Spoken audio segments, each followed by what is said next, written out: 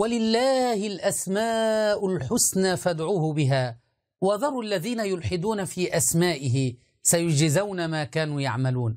خرج علينا الصلقلقي ياسر الخسيس زاعما أن فاطمة مشتقة، هذا الملحد في أسماء الله والذين يلحدون في أسمائه كالصلقلقي ياسر الخسيس، خرج علينا زاعما أن فاطمة مشتقة من اسم الله الفاطر. وأتمنى أنك تنتبه عزيزي المشاهد وهو يتحدث ويشير إلى نفسه حينما يتحدث عن الله ويقول الله قال عن نفسه ويشير إلى نفسه هذا المجسم، أن الله قال أنا الفاطر وهي فاطمة، أي أن فاطمة مشتقة من اسم من أسماء الله الحسنى عياذا بالله.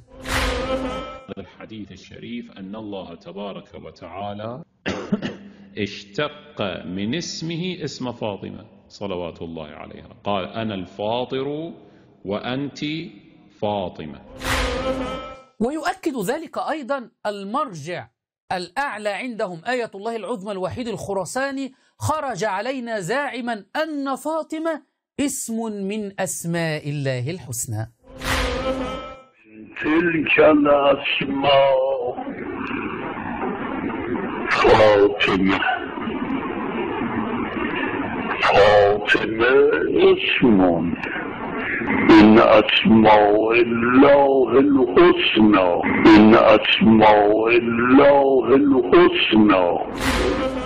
ليس شخصا أو اثنين أو ثلاثة، بل علماء الإمامية الاثني عشرية يزعمون أن فاطمة اسم من أسماء الله الحسنى. أنا لو أتيت بعباس الحلفي أو أتيت بياسر الخبيث أو الوحيد الخراساني وقلت له أنت اسمك هذا اسم امرأة، والله يغضب. لكن هؤلاء عياذا بالله يقولون أن لله سبحانه وتعالى اسما وهو اسم لأنثى عياذا بالله. اسمعوا هذا عباس الحلفي أيضا يكرر هذا الكفر.